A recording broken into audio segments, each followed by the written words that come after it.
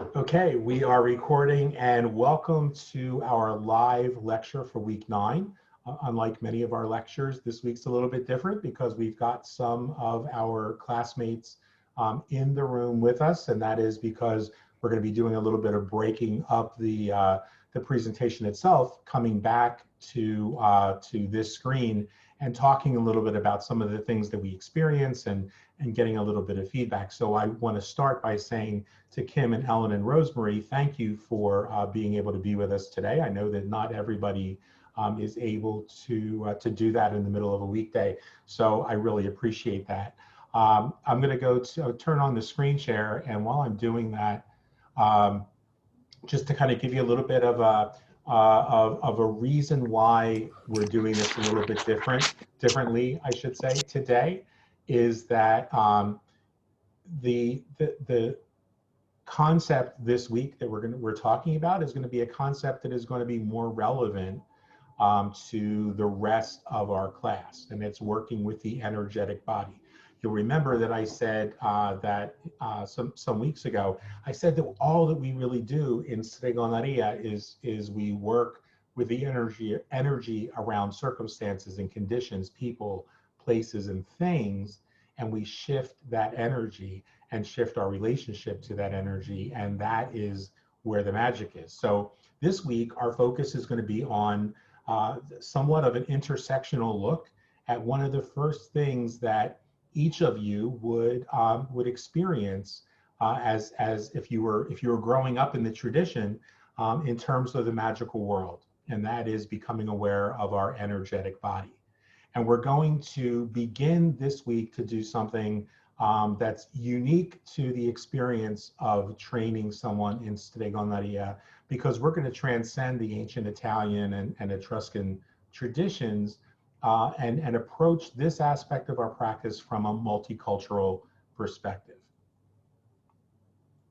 Now, the reason for that, although the foundational exposure to understanding the body as an energetic field, is very easily traced to the awareness that young children have organically, but particularly in our tradition, when that child is 6 years old and on that Christmas Eve, they learn how to diagnose and remove the maloikyo, the evil eye. There were other influences in my life, intercultural influences that make up my personal experience, and understanding how those different cultural traditions influenced my own understanding, my own awareness, and why at this stage, at 57, I can't tease out the part of me that's just Italian folk magic, the part of me that's just Romany folk magic, the part of me that is Eastern or Middle Eastern or African or Indian magical traditions, because they've become part of who I am. And so they're part of my magical experience of life. And so I decided that today's presentation is going to be more holistic, because I believe ultimately that's what magic is. And that's what each one of us, even if you are 100% Italian and you only want to learn the Italian folk magic tradition. Some folks have come to me and said, I don't really want to hear about the gods and goddesses. I'm not interested in religion. I'm interested in the witchcraft. Even if that's you, and you strictly want to learn the Italian portions of this, at the end of the day, this is my class. And so I can only teach you my experience, and I can only tell you how I practice. You can then take this information and apply it to your tradition, to your desire. You can discard anything that doesn't come from the Italian tradition if you wish, or you can discard all of the Italian tradition and just take the principles behind it, and this will, excuse me, this will work for you. So from a Strega's perspective, on the screen is one of the first photographs that were taken actually this summer before I was initiated. That's my aunt, the matriarch of the family, my little sister, who's 2 years younger than me, and myself down in Mystic Island, New Jersey. And from our perspective, witchcraft is nothing more than the mastery of alchemical, natural, and hermetic principles. So that right there, that one piece of that sentence tells you why we have to be multicultural in our approach, because alchemy doesn't come from Italy. Natural and hermetic principles don't exclusively come from any one region. And all of this together gives us the ability to work with the energy, as I said, around a person or situation, a condition or an object, to shift the energy involved in conformity to our will. So an example of this was the demonstration that a young child at the age of 6 gets initiated into on Christmas Eve, when they learn how to remove the evil eye. Now, in my own personal situation, and yes, there are going to be cheesy photographs of me on the first couple of slides. This was at the age of 9, but my own experience very early on started to weave in some of these other traditions and other bits of other cultures and magical traditions, because when I was 8 years old, 7 and 8 years old, I was bullied constantly. I was the young queer kid who wasn't the most masculine child you'd ever seen. Gender fluidity was part of who and what I am. And so older kids saw me as an easy target and were beating me up every time I went to the bus stop. And so my parents enrolled me in a self-defense program at the New Jersey School of Unarmed Self-Defense, where I studied Aikido. And when I was 9 years old, I became the youngest person in the United States to attain a black belt in Aikido, under the tutelage of a guy by the name of Sensei Robert Danza, who was the first American during the war to study under the founder of Aikido, Professor Morihei Ueshiba.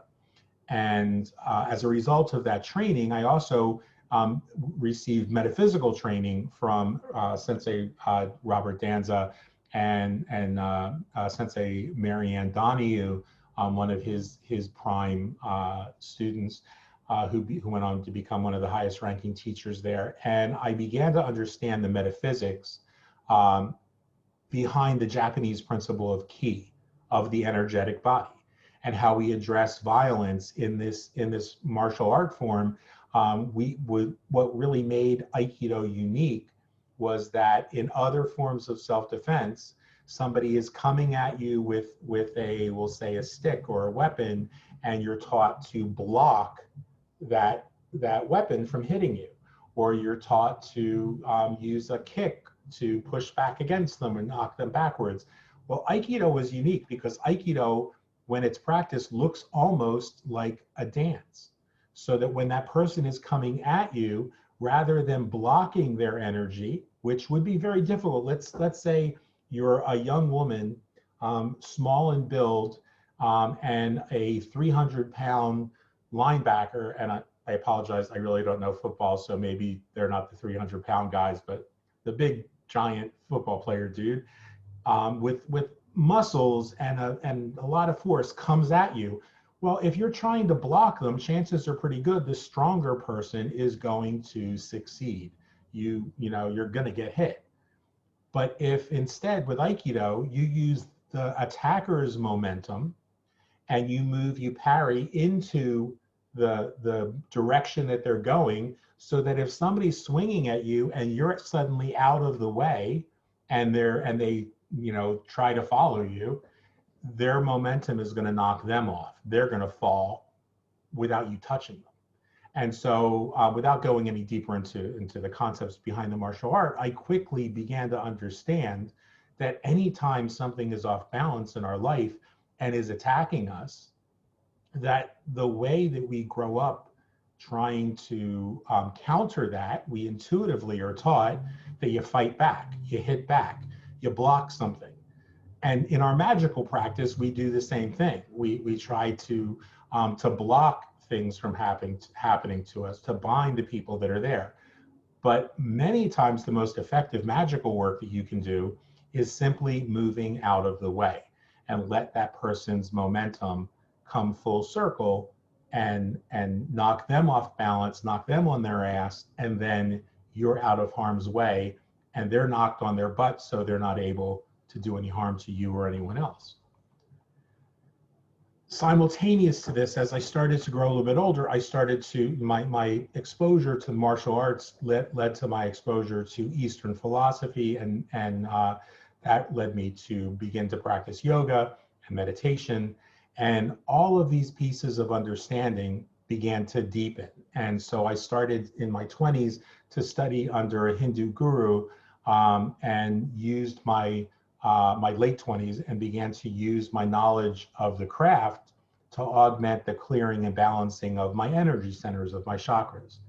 And so that led me to deepen my study of Vedic culture, Vedic philosophy, and that study confirmed the awareness of our essential unity, that this idea of separation, this idea of polarity, was an illusion that we operate under, and that we not necessarily have to break in this life. It's good to know the difference between hot and cold.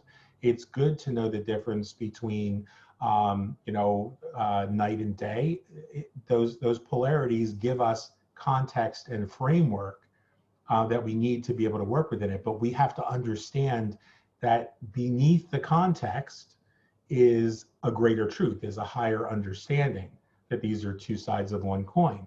And so that allowed me to see that the energetic body was part of a greater energetic field, and the which we call the body of the many, which then, if you push even further, is the body of the one. And so if energy can neither be created or destroyed, then we begin to shift in what we understand the energetic body to be. The physical body is your anchor point to the tangible world. If you were not living in your body, then there would be no anchor to this world. And that's why when we have out-of-body experiences, or we do dream work or shamanic journeying, we remove ourselves from that anchor. When you have a near-death experience, you're removed from that anchor. So the physical body is the visual manifestation of everything that we are, strengthened and protected by what's referred to as the energy body or the energy field surrounding us. Now, different cultures have referred to this as things like ki or chi, prana, or mana. And what it really is, in the simplest of terms, is a clear and free-flowing energy body that allows the physical body to function at its peak, to function at its very best, and allows us to maintain a sense of well-being, and even encourages and augments healthy bodily function. So that's why we say when disease is present that there's an imbalance in the energetic body. So the energy centers in the body, starting with the very bottom, and I don't know whether my cursor will show up on the video when I'm screen sharing, but starting at the very bottom, the one that's in a red color, this is the root chakra. This is in Sanskrit is called the Muladhara. The root chakra is connected to the earth element. It's located at the base of your spine, and it relates to the feet, to your legs, to the pelvic floor, and is how we relate to the physical world. And as I said, the color is red.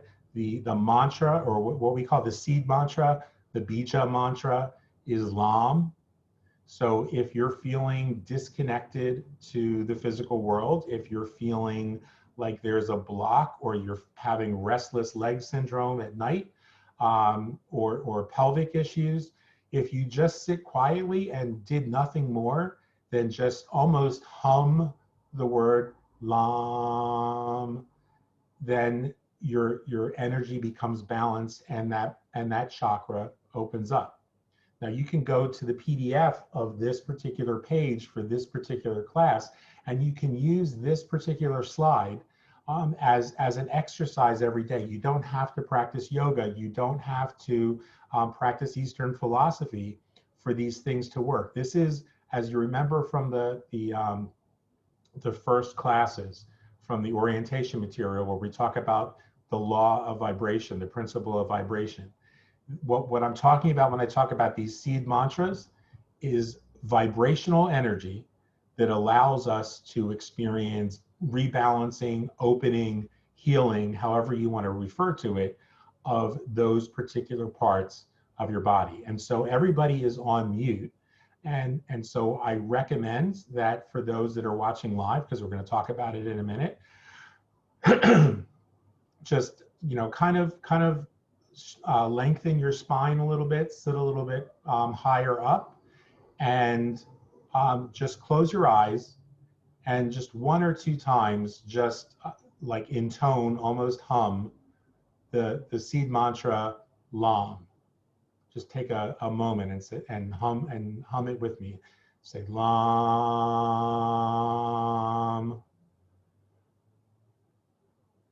LAM,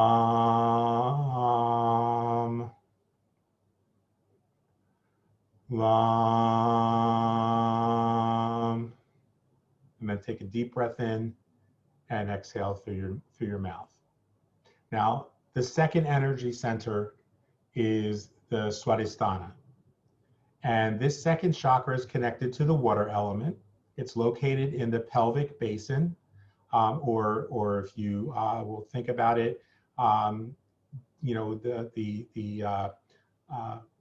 sexual organ area of your body, between the root chakra and the sexual organs, and just above them, is directly representative of your reproductive organs and your sexuality.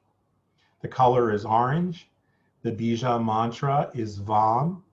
And when our body's energy is balanced around the second chakra, there's a healthy relationship to sex, but also a healthy relationship to intimacy.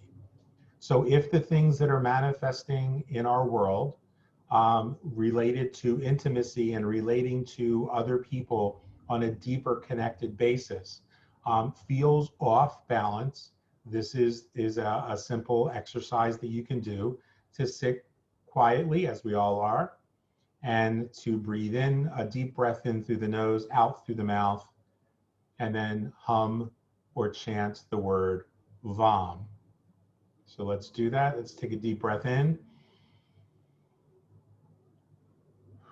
Exhale. Another deep breath in, and as we exhale, we're going to say Vam. Vam.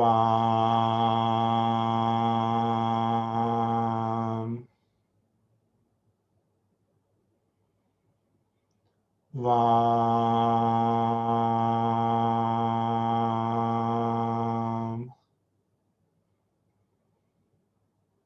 Vam.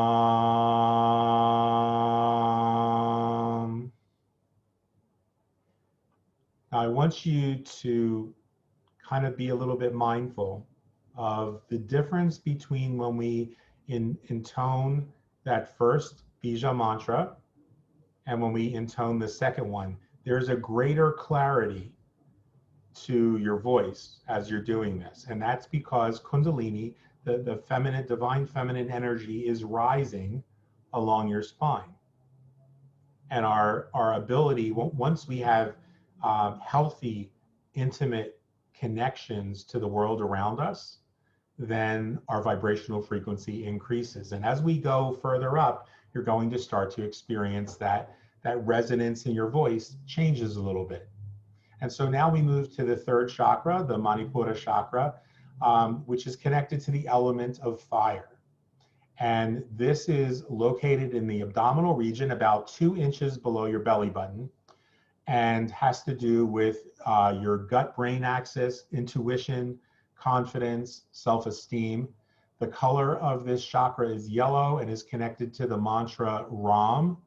So whenever our body's energy is balanced around this chakra, we have strong, positive leadership capacity in our society. We're the kind of person that people are attracted to. And so whenever we're feeling like we don't know our place in society, chances are that the third chakra is a little out of balance. So let's again take a deep breath in, and as we exhale, we'll take one more deep breath in and begin to chant. Inhale.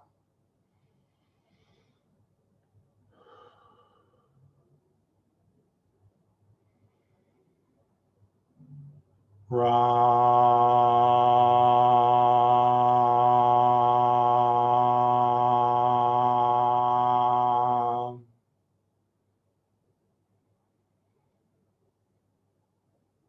Ram.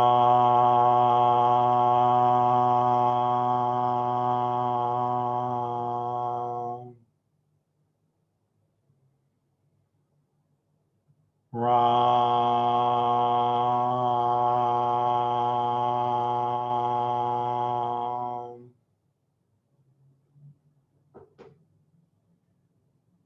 Now, before we move on to the fourth chakra, let's talk a little bit about the connection between different cultures. And so in the Italian culture, there's a practice in magical practice called segnatura. And in segnatura, we have different hand gestures that you do. And when they are taught to you, your teacher, your mentor, the person in your family who's instructing you, would whisper something to you that you say during that particular magical working. In no small way is that disconnected from what we're doing right now. So some people watching this might feel some pushback because they say, you know, I've taken yoga classes before, I've already heard this before, I'm not interested. What does this have to do with the Italian magical practice, stregoneria? It has everything to do with it, because the traditions where they intersect is that there are words, there are vibrational frequencies, things that we say. Whenever we're going to talk in a couple weeks about the anatomy of a spell, and in week 12 we talk about how the words that we have a vibrational frequency and have power. And what we're doing today is we are using the simplest form of a spell, what the Hindus would refer to as seed mantras. We're tapping into using that vibrational frequency that word or that symbol in Sanskrit holds, the power of that symbol. So we have the vibrational frequency that we're speaking. We have the vibrational frequency of that Sanskrit letter, which or combination of letters, which in and of itself is no different than a sigil that we're going to use in our spell crafting, the symbols that we draw, or the letters that you wrote in some of the earlier exercises. And so we're working strictly with energy and the energetic body. And so that's why today I wanted to go into another culture to take us out of the world of woo-woo magic, so that you can actually begin to experience the energy that exists behind that.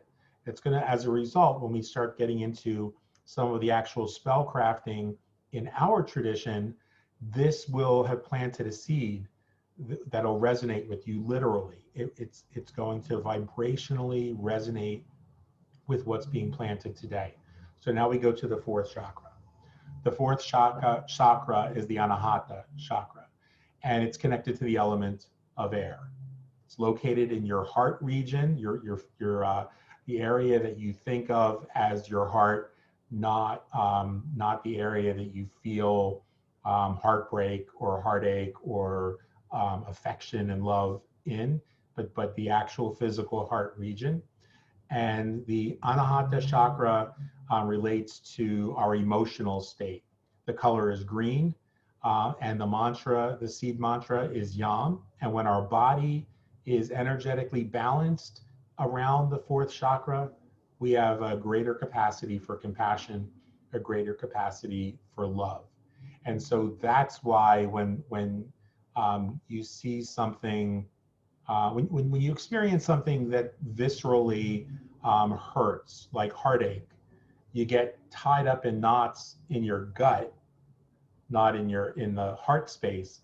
And that's because it's about your role in society. It's about visual or experiencing imbalances. When you're getting ready to meet somebody that you're very attracted to and you're excited about meeting them and you get butterflies in your stomach, that's because you're experiencing the energetic tides moving in your gut. And so that's the connection between your what we call your mind, which understands the role you have in society, and that desire to be in a role connected to that person.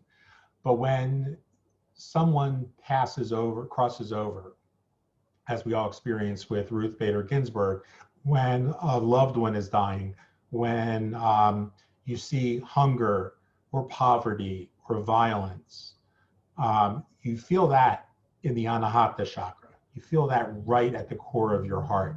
There's a visceral pulling, we say, pulling at our heartstrings.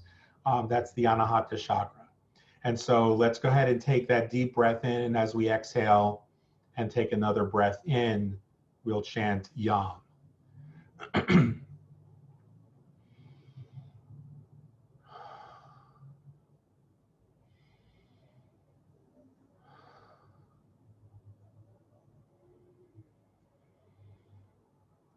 Yam.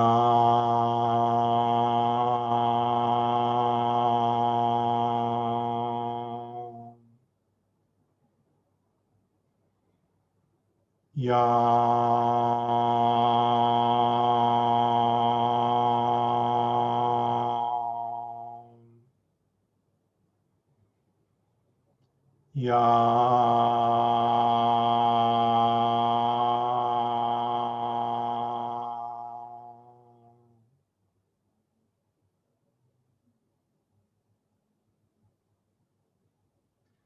Now, some of you at this point, and we'll talk about this when we get through the next three, might feel a little bit lightheaded, maybe a little bit dizzy, and that's okay.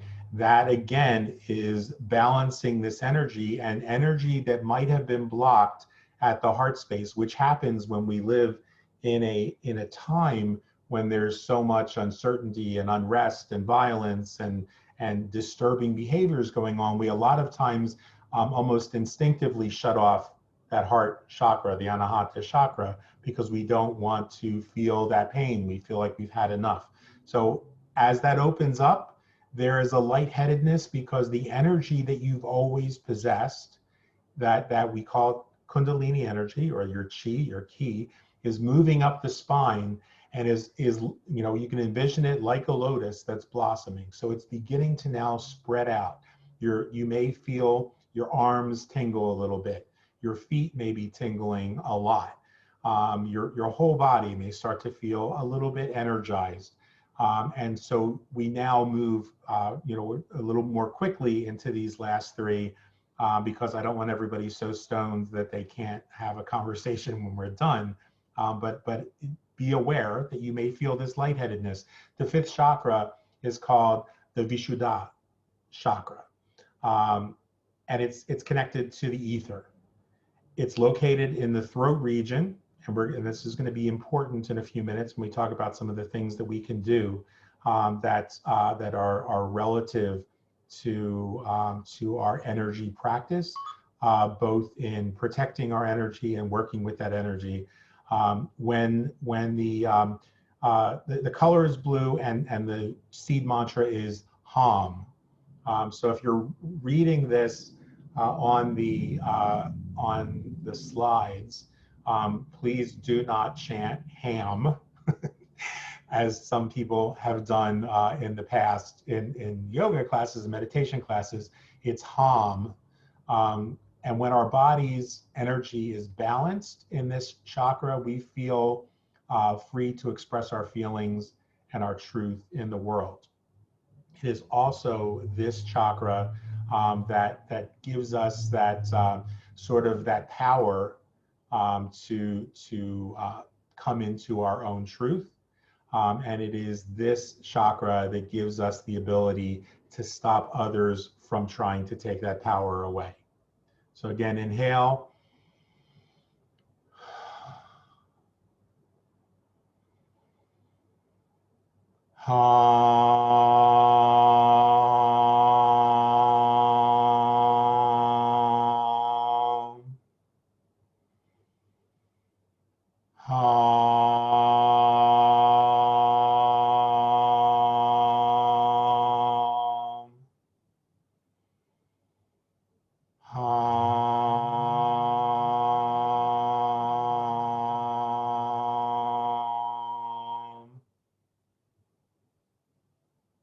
And now that kind of lightheadedness gives way almost to a feeling that's almost excitement, that's really coming into your power, because now you are fully energizing that part of you that has the right to speak into existence those things that you want. So for me personally, when I'm getting ready to do an important working, I go through the chakras and go through these seed mantras in preparation, even if I have to do it very, very quietly, and just hear myself chanting those things. I may not be in a space where I can do that, but in a moment when somebody is trying to invalidate you, you can say just very simply hum. So it sounds like you're saying and you're opening that energy center so that you can now speak your truth, and it creates a shift in that room.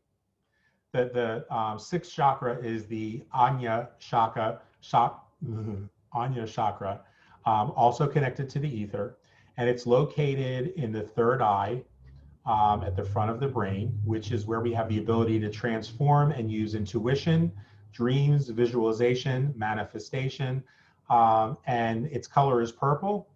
And this is where the well-known and much more popular seed mantra that people use, that you hear when people are meditating, Om, comes from. And when our body is balanced around this chakra, we are calm, we're centered, and we're connected to our higher guiding force. And so that's why this is used in meditation, is so that we have that opening to connect with source. And so we take our deep breath in.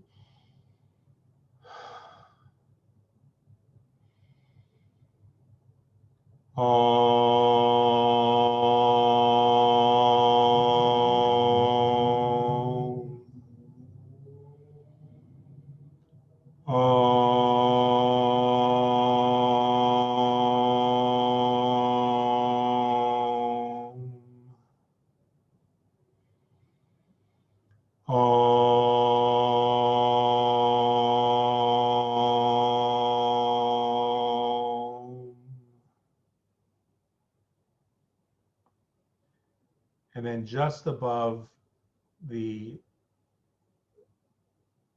sixth chakra, the Anya chakra, is the I can never say this, the Sahasrara chakra, the seventh chakra.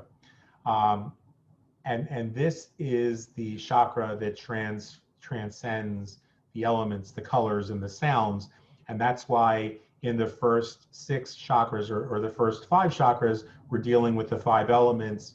The sixth chakra is also connected to ether, but this one is the transcendence of all of the elements.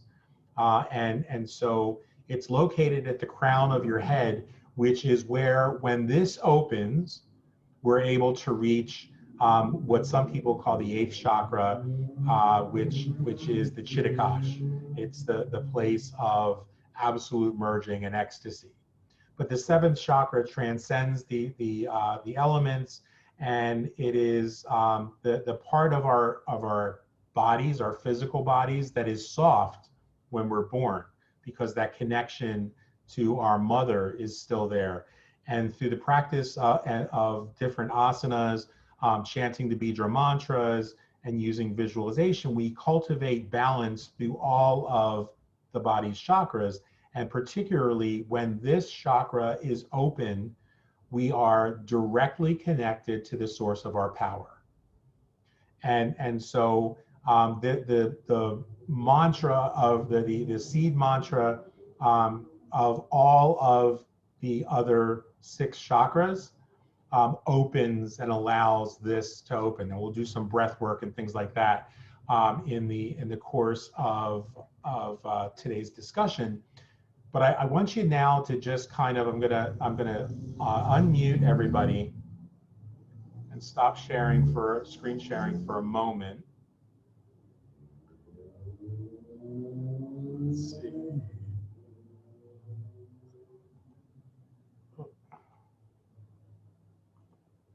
So each of you, I just hit the ask to unmute. So go ahead and unmute yourselves.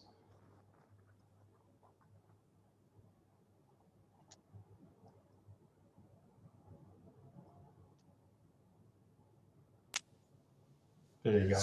So what was that experience like for you guys? Interesting. Yeah, I felt the giddiness as soon as I got to my heart chakra, and yeah. Good. That So, tells you when yeah. you feel something like that, whether it's giddiness or a little bit of excitement, maybe just a sense of relief. That also tells you where there was a blockage, where you were holding energy tight and not fully releasing it. So good for you. That's you know, that means that you're actually doing the work when you're experiencing those kinds of things. I wanted to hear the last chakra. I wanted to keep going. Well, the last is actually the culmination of all of those things. So Okay. there isn't a mantra. There isn't. Okay. There isn't a Okay. mantra there because actually when you continue to do all 6 of them Okay. and you culminate at Om, it begins to open up that Okay. crown chakra. Okay. Because I was just out, and every time we did one, I kept wanting to do it again. You know, I was starting into a 4th one, and I was like, oh, okay, we're on the next one. Right. You know, and like my 3rd chakra, however you pronounce that.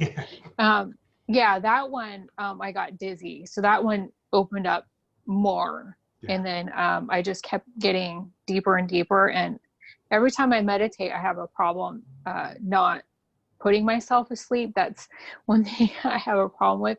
And this time it was more of a building experience for me.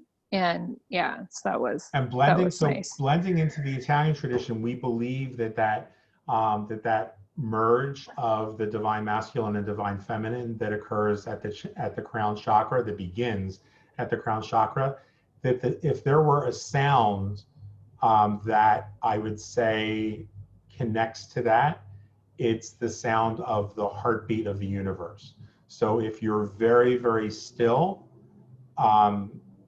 within you in a time of meditation, not in this class, but at a time when you can be completely undisturbed, you'll hear that mantra, but it's not a seed mantra. So those other seeds are the seeds that all of creation takes place in, and then manifestation occurs in that 7th space, that 7th energy center. And that's why there is no mantra at that point, because it is the manifestation itself.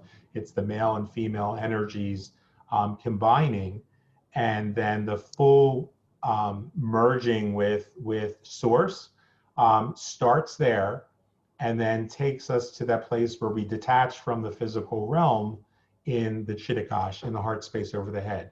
We're going to talk about that in just a second. Rosemary, what did you experience? Once we got to the Anahata chakra, I actually started to feel the tingling.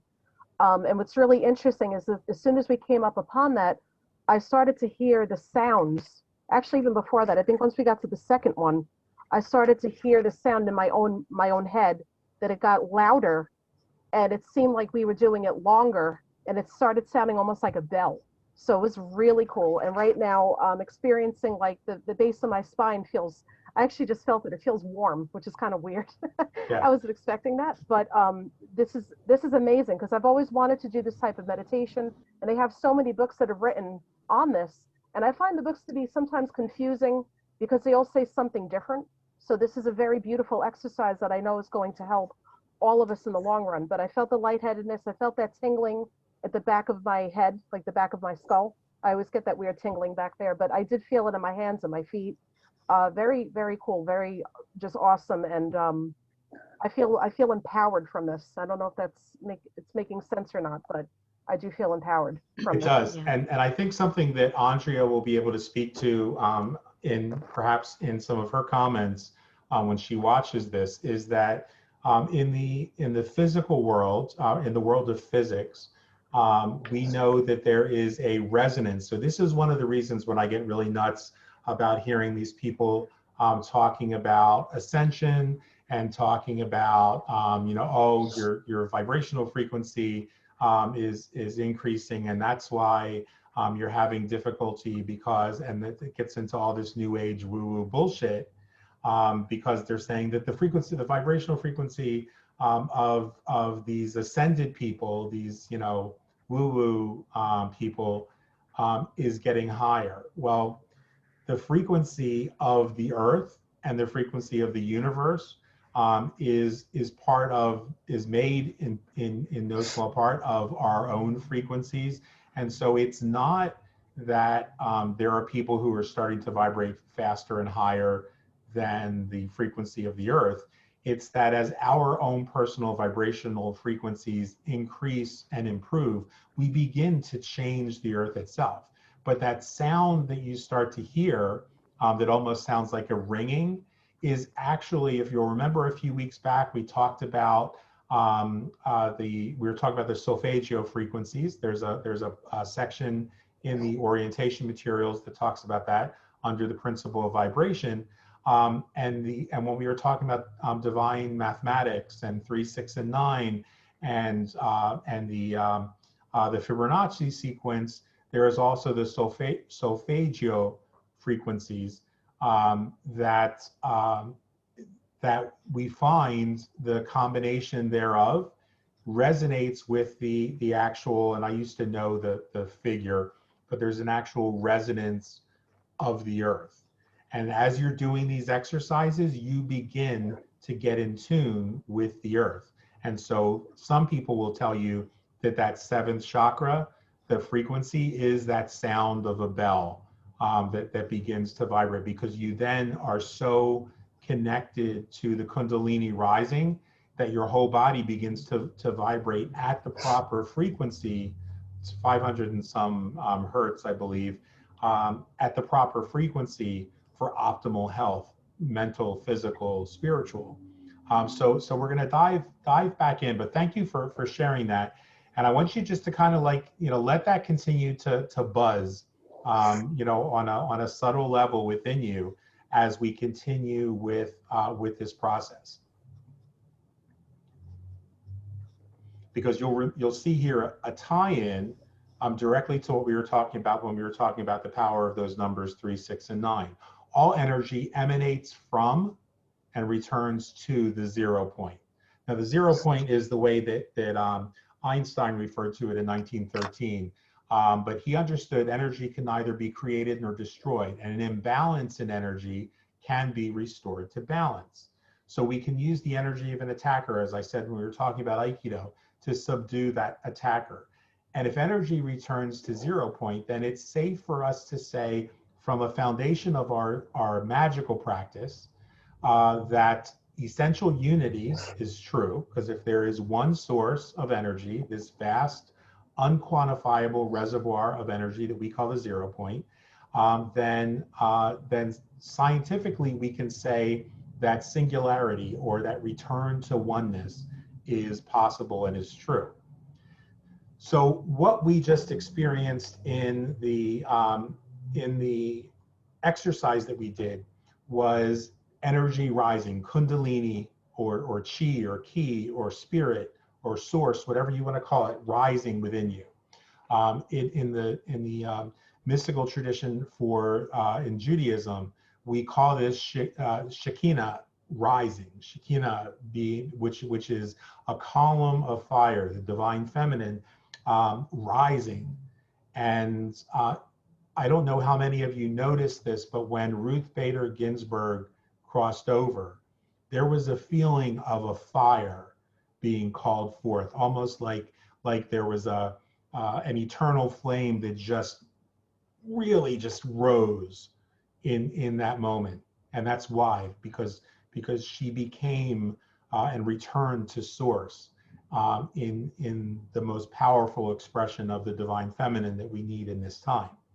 So there are a couple things we could do, a couple little exercises you can do, which whenever you're feeling out of your power or you're getting ready to do an important working, one is called the Mula or root lock, and that is activated by contracting the perineum. And so if you've ever watched, some people don't get this kind of a visceral reaction, but if you're watching a medical show and it's surgery and you're one of these people who are squeamish, or you're watching a horror movie and it's squeamish, or Dr. Pimple Popper or whatever, and your butthole kind of clenches, you do like an unexpected Kegel. All right, so you contract, and when you're doing that, be aware that the downward energy, the energy that's creating its cycle within you, when you clench that butthole muscle, the perineum, and you clench like that, you're pushing the energy back up. So the Kundalini that's coming back in is now pushing back up. And so you're keeping the cycle going. And so that's a good way when you're feeling out of your power, just to take a deep breath and just clench. And like a plunger, the turkey baster, you're squeezing the bulb at the bottom of that turkey baster, and you know that causes the broth in the turkey baster to go up. The second way that we do is called an abdominal lock, an Uddiyana, which means to fly up. And with this exercise, the abdominal organs are pulled up and in, causing a natural flow of upward energy. And so we do this when we take in a breath and blow it out through the nose. And when you blow it out through the nose, contract your diaphragm muscles and pull everything up and inward. So it's hard to talk and do it at the same time. But this causes what we call the fire in your digestive tract in Ayurveda. And so if you inhale and exhale very quickly, pulling this muscle in, if you have digestive problems or Crohn's disease, things along those lines, this will help to alleviate those. This is also very good when people, when I was in the hospital with COVID-19, this was the practice that I was using to strengthen the respiratory muscles and the diaphragm. And this also helps you to eliminate and purge toxins from your system. And then the third, and probably one that comes in handy the most in our magical practices when we're dealing, especially in social media, dealing with other people's energies, is the Jalandhara, which is the throat lock. Now the Jalandhara, before the class started, we were talking about, when people whose energy might be a little scattered, who might be vampiric, either intentionally or non-intentionally, when somebody is grandstanding or gaslighting and making it all about them. You might be having a conversation and somebody decides to tell the same story that they've told the last 3 or 4 or 5 sessions, and they keep on saying the same thing, which ends up becoming nothing. And you start to feel, oh my God, this person is draining me. Be mindful of that, because they are. If you're like, oh, this is exhausting, it's exhausting because you're allowing some of your energy to be taken away. And so we use this technique. There are 2 things you could do. One is to have a glass of really ice cold water, and you take a sip and let it cool the roof of your mouth. I wasn't actually doing it. I was thirsty. I was having a hard time talking just now. But you do that. And that's something that we can do very, very easily when we're in group settings that nobody will know that that's why we're doing it.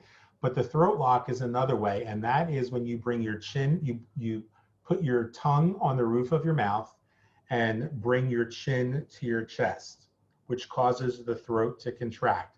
And so this will alleviate inflammation in your body by doing this. This is one of the techniques that people who have speech impediments, who tend to stutter when my Parkinson's is acting up, or the seizures. A lot of times you'll see me when somebody else is talking, I'll put my head down, and I'm doing that for a moment because it seems to end stuttering. It's also a way to clear if you have strep throat or tonsillitis. It squeezes out some of those toxins in the body. And it improves the quality of our voice. So that's another technique you can do when you want to cut off that energy, the vampiric action of somebody sucking out your energy, sucking out your power or your ability to express yourself. You can do that as well, along with that intonation of the chakra, the seed mantra, Hum.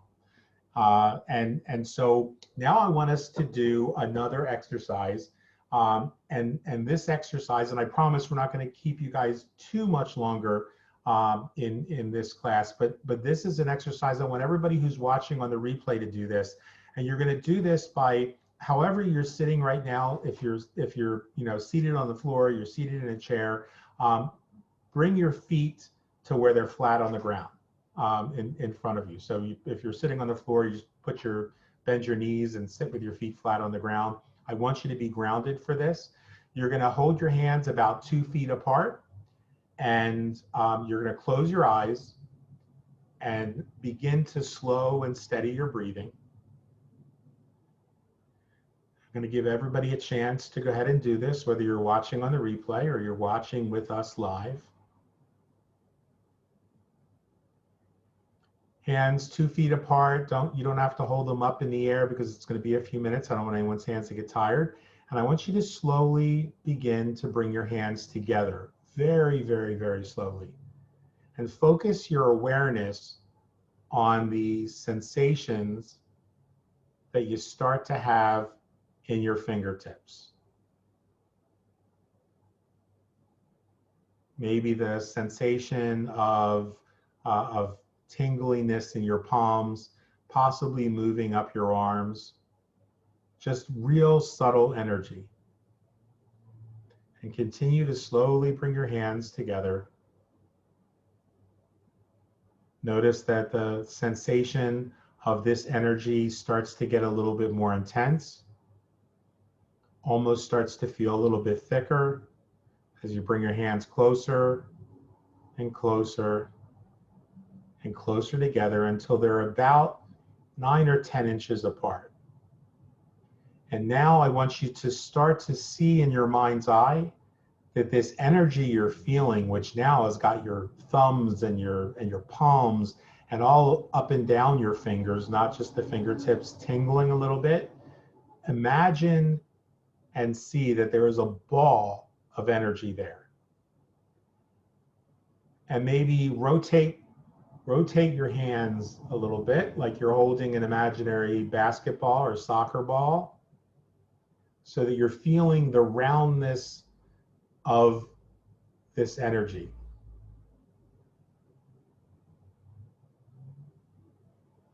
And now bring the hands just comfortably in front of you and feel yourself drawing that energy, that ball, back in through your fingertips, so that you feel that energy start to course through your entire body, energizing you. And when you've completed that, go ahead and relax your hands and return yourself to a position of being comfortable so that you can watch the presentation. This is an exercise that you can do before any energetic undertaking. And it's something that you can do very, very simply, that you don't have to draw attention to yourself. You could be sitting many times when we're doing workings as a class, when there's something that I feel is imbalanced, I will do that. I will, sit with my hands on the desk about 12 inches apart and slowly bring them together until I'm about anywhere between 8 and 10 inches apart. And then begin to take that energy, feel it. Once the key is, once you're feeling that there is an actual ball of energy in front of you, you then take it back in, because you are part of the one, you're part of source. And so that energy has emanated from you, through you, and circulates all around you. And all you're doing at this point is just taking some of your energy back. The energy that we're always putting out in the world, we're taking some of that energy back so that we can use it to do a working. And that working could be something as simple as just restoring balance to ourselves and bringing us to a place of calm.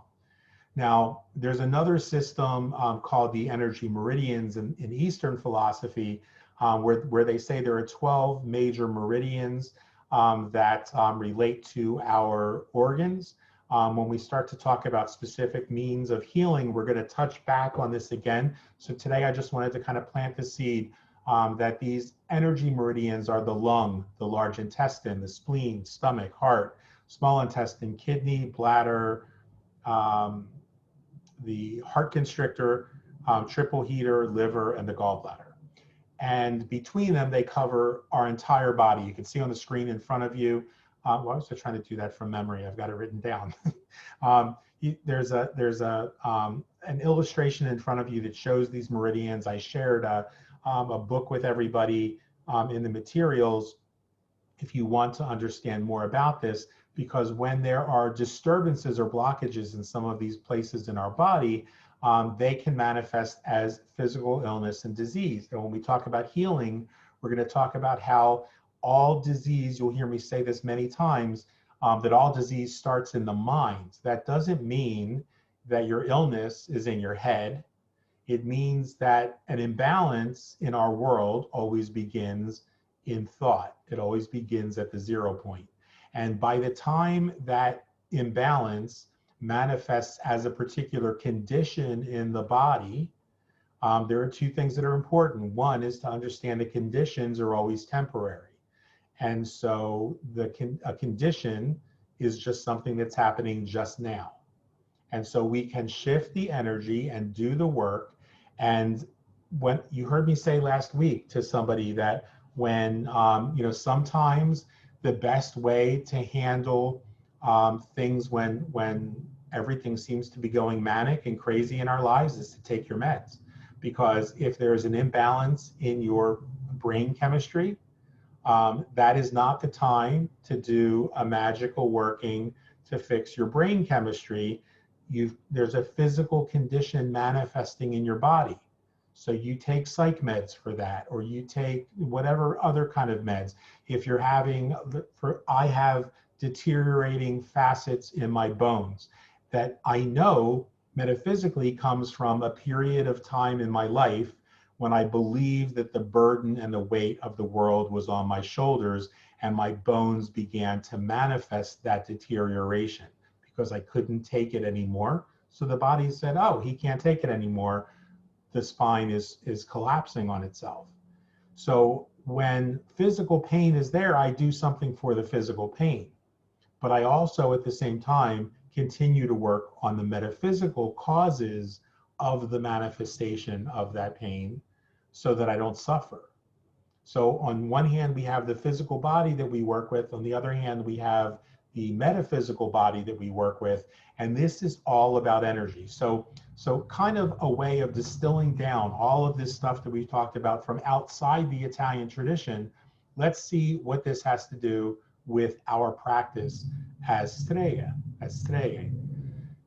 If all matter is created from the same quantum energy, which we can call 0 point energy or thought, as I was just saying, then imbalances in that energy can be created in 0 point energy or thought. So here is the root of what our magic, this is why our magic is real. And shifting energy begins with learning to shift our thoughts. So if there is a working we're going to do, we organically know this, that we say that you start your ritual with intention. Intention is creating the energetic apparatus to shift energy. And that's why intention is so important. It's important that we become clear. And it's important because so many people will approach our practices and say, well, this is what the ritual says to do. It says to be clear. I said in last week's class, if if you want your ex-husband to stay away, your ex-husband's going to stay away. Because if your intention is clear, you're going to have created that energy without doing any ritual that says, stay the frig away. However, where we miss the mark is when we're doing some of these workings, and we're going to be doing a lot more ritual. Your intention isn't just that this is what I want to do. Your intention and the shift in energy takes place because you know why you want to do that. So is your intention really to have more money? Or is your intention really that you want to have more freedom, more time to spend with your family, more time to spend doing something else that you want to do? So that's where Shahin Miro is talking about in his book so brilliantly, that when we're doing this work, especially when we're working with lunar energy, we start on the waning moon because we not only and I just saw something on TV that just really psyched me. It was a car commercial, I think, for Lincoln. It was that hot guy, all right, dude. And he said that the most important part, I'm going to paraphrase it, but the most important part of figuring out who you are isn't necessarily figuring out who you are. It's figuring out who you're not and getting rid of that so that you can discover who you really are. And he says it much more eloquently, but be aware of that commercial. It's a commercial with that always plays during Stephen Colbert's show at night. I think they bought that time slot. So I love that because it dovetailed right into what I presented here, is that our intention is often not just what we want to attract, but it's also what we don't want to attract and why we want that in our lives. So I don't necessarily need money. When what I'm trying to attract in my life is more ease, is the ability to spend time with my loved ones, is more freedom. See, money we often think is what buys us the freedom, but it may be that you can manifest that freedom without the money. It may be that some of the other burdens, so maybe the reason you want more money is because your bills are getting out of control. So maybe you just want less bills. And that seems really silly and really like a minor little thing, but I've worked with people who were when we get to week 12 of the anatomy of a spell, where I've said, okay, let's look at the ritual that you're doing and let's see what we can do to help refine that. And all of their ritual work is about attracting money, getting more money, bringing in money. And sometimes it works the opposite way, where some of their focus is on having less bills, being less in debt, and they're focusing on the debt. And so the debt keeps manifesting in their lives because they haven't gotten clear on their intention. And the intention is that they wanted that freedom from debt. They wanted that freedom from financial worry. And as somebody who has lived most of my adult life, literally earning over $20,000 a month until 8-9 years ago, when all of that stopped dramatically and suddenly at the same time that catastrophic illness hit, actually closer to 12 years ago now, catastrophic illness hit and the bills increased. I can tell you that I have more freedom in my life now. I have more peace in my life now, and I have more abundance in my life now with no income than I had when there was $20,000 a month coming in. And I personally believe that the only way that I'm on the path to getting back to a financial prosperity that I had to take this road that I'm taking because I had to find the peace, I had to find the balance, and I had to find the freedom so that I could stop worrying about the money, because it wasn't money that I wanted all along. All money meant was more taxes to pay, more responsibilities. I have a friend who owns a couple stores in Salem and in New Orleans, and he makes over $1 million a year in those stores, but he has over 50 employees. He has the rents in two very high expense districts, all of the inventory, all of that stuff. At the end of the day, wanting $1 million doesn't mean you end up having $1 million worth of freedom. So you get clear on those intentions and what you really want in your life. And then we talked about disease and relationship issues and fears, and all suffering in our lives begins with thought. We talked about chaotic data a couple weeks ago, and I shared the book Shunyata with you guys that I wrote in the early 90s about that. And we talked about how fear is the real issue. So whatever is not love, the Course in Miracles says, is fear. Whatever is wherever there's fear in our life, there's imbalance, and you can never have fear in the present moment. So if you're feeling fear of disease, fear of relationship problems, you're not living in the present moment. You're not here. You're not being present to yourself. That's not a new age metaphysical woo-woo statement. It's a fact. Fear only happens when we're obsessing about something that we perceive as having happened in the past, or we're obsessing over something we imagine could happen in the future. And yes, there are things in our lives that concern us. Concern is different from fear. We may be concerned that a loved one who's obese could have a heart attack, but we become fearful when we obsess over the what could be rather than expressing our truth and doing these exercises that rose that energy in you so that you could say from a place of love, hey, you know, I just would like your permission to share something with you that really comes from my heart. And when that person says yes, you say, I really worry that your health is setting you up for the possibility of issues that could be as serious as heart attack. And I just need you to know that would really hurt and make me sad to know that you had to suffer that as somebody who's had 3 heart attacks. Believe me, it's like a truck, jumping up and down on your chest and then running over you several times. I don't want you to feel that. I don't want to be without you. But then I express my truth and I let that go, because my journey is my journey. Another person's journey is their journey. And I can only express my desire that they be healthy. And rather than focus on the what ifs, I focus on my desire is for this person to be healthy. My desire is for this person to be safe. And I do that. You just heard my voice get gentler, get more quiet, because when we allow the energy to get frenetic, it's easier to fall into a place of fear and worry about the what ifs. But when I say my desire is for this person to be safe, I'm in the present moment. Whenever I go deep with you guys, I am really deeply in the present moment.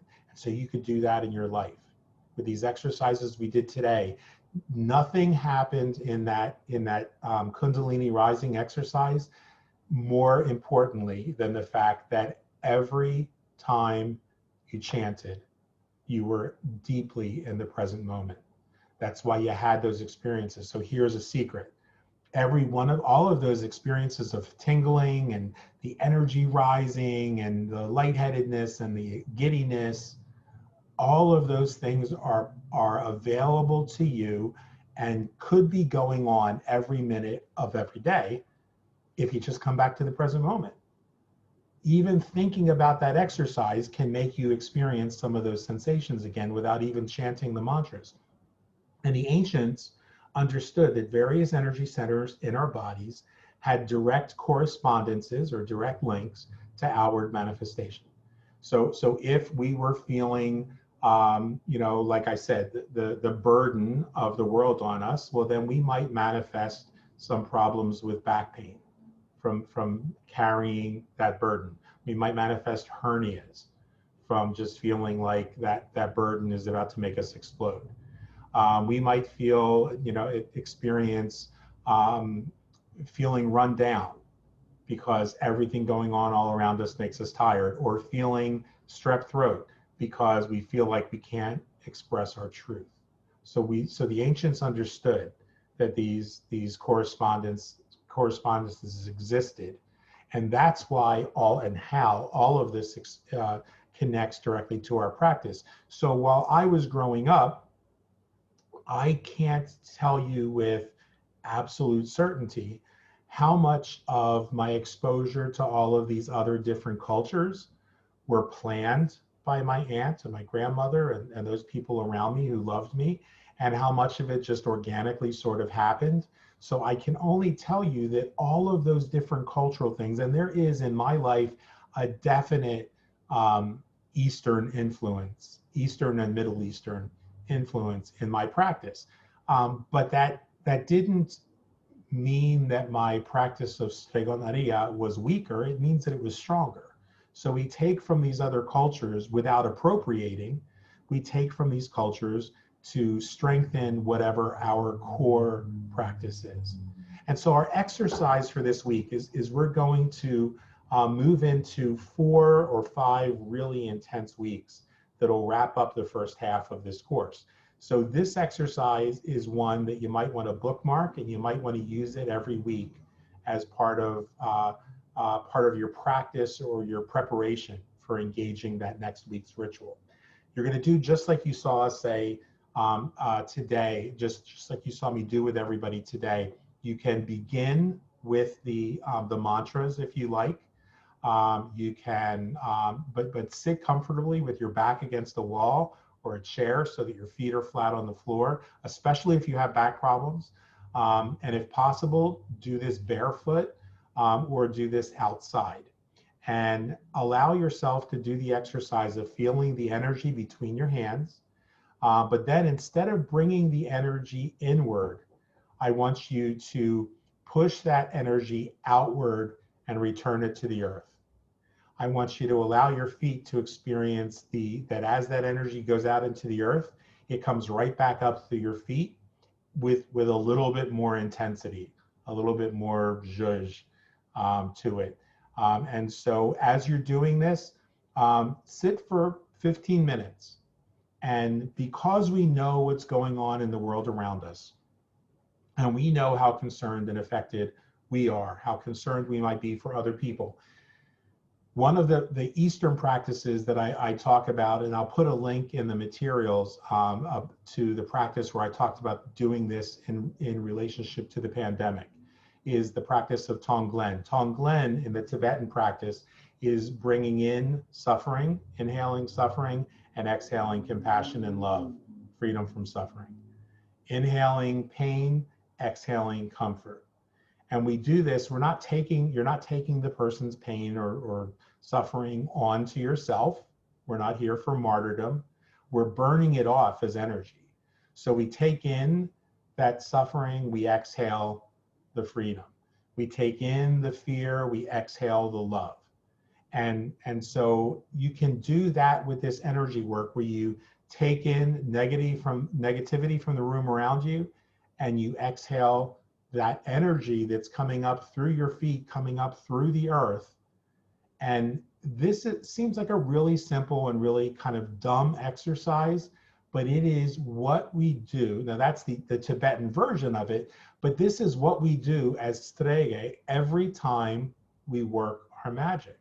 And this is why our magic might seem, where the woo-woo pop culture witches tend to look down their nose at those practitioners of folk magic, because the practitioners of folk magic are practitioners whose everyday, seemingly mundane events are where our magic really is. So if you think in terms of, a lot of the pop culture witches, especially in the pagan world, will all, tell you that they came, to become aware of their magical practice If they're my age, it was when they stumbled into a metaphysical bookstore in New York City, or they met it in a New York bookstore, a metaphysical bookstore in San Francisco, or something like that, and they met some woo-woo practitioner.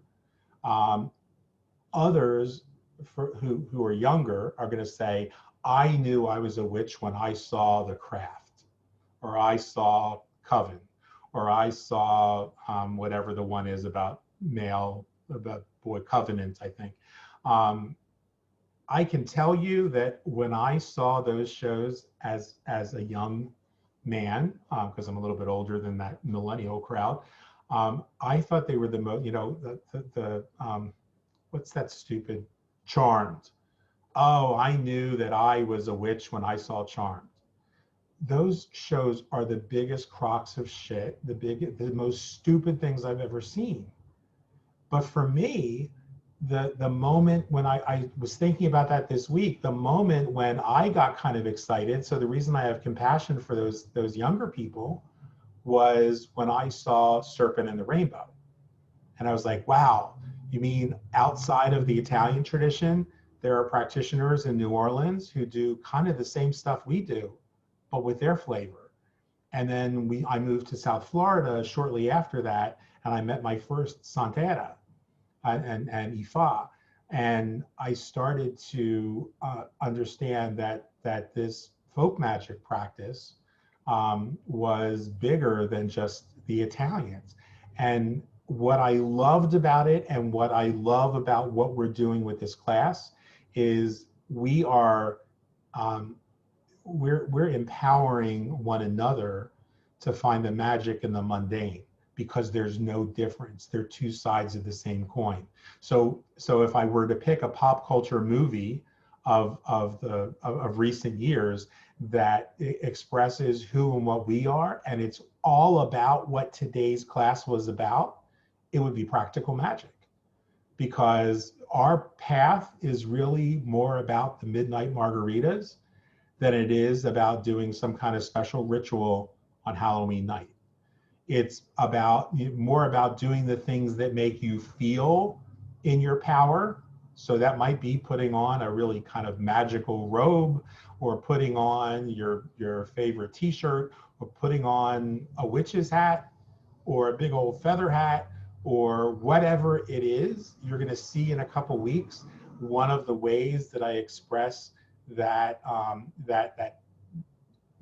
reclaiming all of my power, kind of having fun with the craft itself, and doing the things that you do every day with magical intention. So this week was really important, because when you understand the energetic body and you begin to do the work to protect and preserve your energetic body, the rest of these classes are going to make much more sense to you. And the final thing I'll share is that in the materials, I've given a resource list, because several more people who might have missed last week, or they didn't hear it yet, maybe they're not caught up all the way. I do understand that, especially for those in the Northern Hemisphere where it gets colder in the winter time, people are panicking because they can't find violets or lilac. You can always go to Amazon or Etsy. I can almost always find dried violet flowers year round there. If you don't have access to them, you can get an African violet, and they'll grow very well in your house all winter long. And for all of the other herbs that we're going to use in Botanicals 1 and Botanicals 2, which are coming up in, I think it's around week 14 or 15, is Botanicals 1. There's a list, and most of those ingredients can be gotten if you don't want to create, or don't have time to create extracts or dry them, or maybe you feel like having jars of flowers and stuff in your house is going to make your husband or wife or girlfriend or boyfriend freak out and think you're doing something weird. We have an certified organic source where you can get those things at wholesale from an essential oil distiller friend of mine, who's said that she'll do free shipping, and she'll provide all of those. It's not a network. That way you don't have to go to these network marketing companies. You don't have to have somebody busting your chops about how you're going to get rich selling Young Living and doTERRA and all this other crap. You can get just essential oils from somebody who focuses more on the magical side of and health side of these essential oils. That link is up and available, so you'll want to make yourself, you'll want to go and find that. And just reach out to me if you can't find it, if having all of the botanical ingredients is a concern. Some of the stuff, basil and bay leaves, rosemary, are things you can pretty much get at your local market. But if you're worried that they may not be organic, they may not be pure, especially if you're going to be taking any of these things into yourself. As I said last week, I ordered all of the oils myself so that when we're doing these workings, I can do it with you with oils or with the herbs themselves. So that's available. And again, it's really all about the energy and intention that you bring. So bookmark this practice, because before you enter any ritual, this will help you bring greater stability to your practice. It'll help you stay in the moment more in your practice. And as you heard from the folks who are doing this live, these sensations can vary from person to person, and ignite something within you that's actually more culturally relevant individually and uniquely, because what we're doing from week, next week, especially when we get into journey work, is not unlocking, as some people had hoped when they joined this class, that there was going to be something called Stregoneria, and this was a step-by-step class on how to become a certified practitioner of Stregoneria. Stregoneria is unlocking your own personal magic. And that magic has links to our ancestors. And so it's a very shamanic, although I know that's a charged word, and depending on what day you ask me, I can tell you that it feels like cultural appropriation some days to use that word, but I haven't found a good word for a replacement. On next week's show with Andrea, we're going to be talking to somebody who, that's going to be one of the big questions I ask him, because he does a lot of shamanic work, and he comes from a Native American culture, which do not use the word shamanism. So I want to ask him, what do you call it? Because I was calling it core shamanism, and then I read the book Core Shamanism and decided I really didn't like how culturally appropriating the guy who created core shamanism is. So I don't know what to call it, but Stregoneria is about doing the spiritual journey work, to unlock your personal magic, to work with your ancestors and with the spirits of the natural world, so that you live in greater balance, in greater harmony, and are able to do some of the work for those who can't. That might be some of the people in your life. It might be some of the people professionally who come to you. It may be for you, and it may be for your ancestors. But none of that is possible. We can't heal our ancestors if we don't heal ourselves first, if we don't bring ourselves to a place of balance and wholeness. It doesn't mean we clear away all of our shit, because I can promise you at 57 that no matter how much of the chaotic data I get rid of in my life, I always find some more left behind, and a new opportunity to go deeper, to release more, to let more crap come to the surface constantly. But the result is that every single one of those times, the remaining material becomes cleaner and clearer and purer. And I know that every time I release my baggage, I'm releasing baggage for the ancestors. And so I'm allowing space for them to heal, including the ones I don't ever want to deal with personally, but I've energetically freed up that space, and they're able to use that same materia magica, that same magical substance, to create that healing for themselves, should they choose. Some people choose to stay victims. Those of us that are in this class have chosen to become the authors and masters of our universe. And so that's what Stregoneria is. And so in the coming, 13, 14, 15 weeks, you guys are going to be discovering your Stregoneria, your witchcraft, your magic. Some of you may choose to call it Strigonarias. Some of you may choose to call it witchcraft. Some of you may choose to call it magic. Some of you may just choose to call it this is my way. Because if nothing else, for me personally, I'll just say, and for most of the practitioners that I know in and outside my family, this is just my way of life.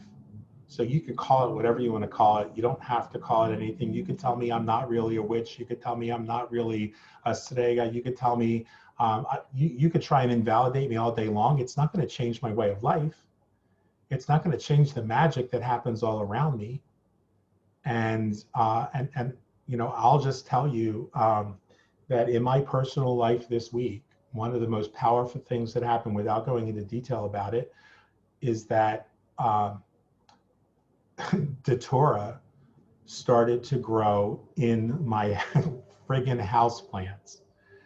This morning, I was taking Datura out of a pothos plant that I've had now for 12 years, that it's never been outside, so it's never been exposed to Datura seeds in the wind or whatever you want to call it. But all of a sudden, these little Datura plants started to pop up. And there was a specific reason for that, because of a working that I'm doing for somebody that I very deeply love and very deeply wanted to know that what I was doing was going to protect them. The Datura said, hey, I just want you to know, I'm not just showing up outside your door and those are going crazy. 20 plants out right outside my door, another 25 at the other corner of the house. But now she's like showing up in the house and saying, you got this.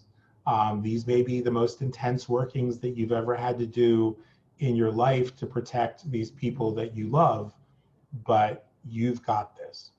So I hope that this is helpful for every single one of you. I'm going to open it up for like the last couple of minutes in case anybody wants to share you know, any thoughts, any takeaways, any whatever, and then we'll say goodbye to everybody. So let's just unmute everybody just in case. And anything you guys want to add, or the questions, if you have questions about the stuff we're doing, we'll talk about that on Monday, because I want everybody to benefit from that. But is anybody disappointed that you were here today? Absolutely not. Good. What I'd like to ask is, when you open up do you shut them down afterwards? Like, no. Is there, no? No, it's not. It isn't like an opening that makes you vulnerable. Okay. It's an opening that keeps you invulnerable, if you will. It's Keeps coming you in into your power. coming into your own power and coming into balance. So it's now, certain things may happen where stimulus outside of our world and we get blocked in those areas. There could be a whole lot of reasons, and depending on your culture, there are different beliefs about those things.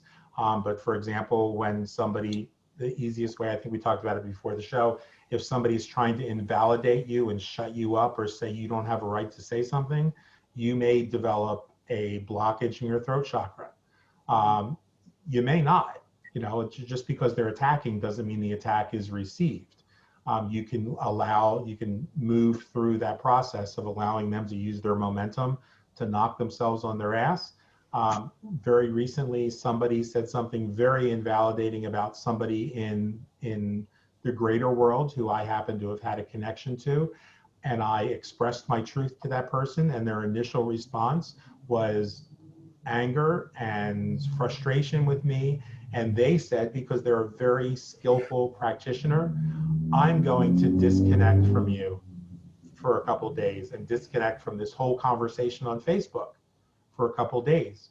And to their credit, they meant every word that they said. They did the work, and they do a lot of this stuff we talked about today. They worked on their own energy, because they're not going to try and fix me, because we recognize what happens in our world is a reflection of what's going on in us. So he went to work on himself. At the same time, I went to work on myself. And 2 or 3 days later, he sent me a private message and said, I just want to make sure we're okay. You know, that's the kind of that's where you come from in this. Like, it's when somebody does something where they attack me, I don't then go into, I'm going to go put a curse on them mode. I go on to, I'm going to go and make sure that that kind of experience is removed from my experience forever. If it means that person has to go away, then I'm okay with that. But if it means that they can have a transformation in themselves, I'm okay with that too.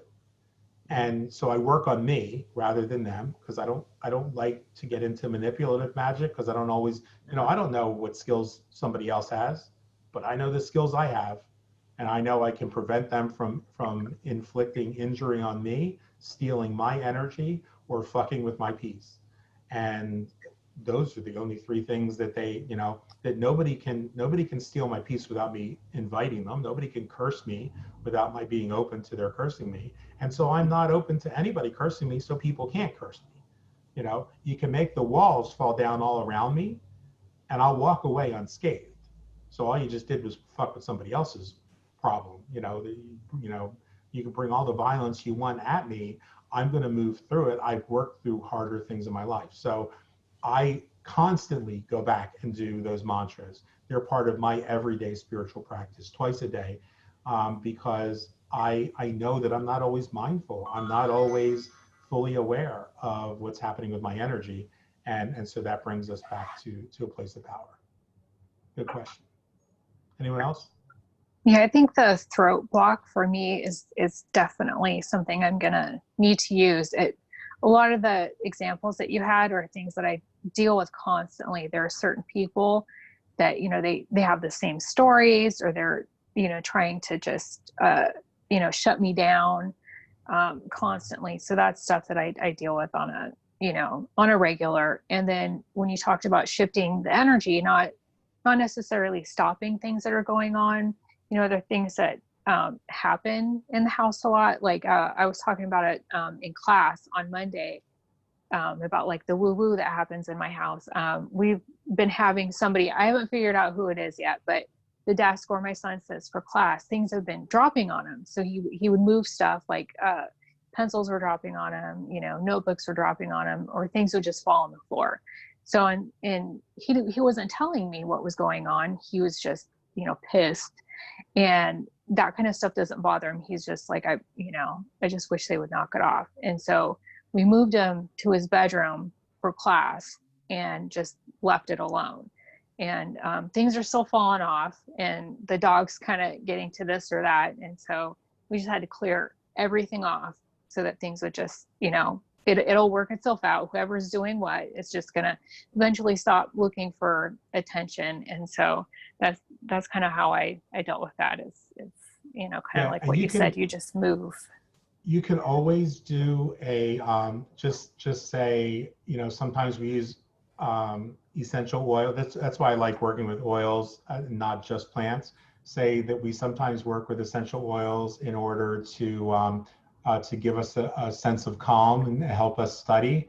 And you could take Strega oil and with the orange and cinnamon and spray it in the air, and you're actually dispelling the negative energy and the attention. Yeah, it was like, hey, can you stop, spray?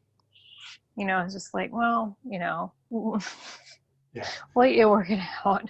Good. Rosemary, are you still there? Yes, I'm still here.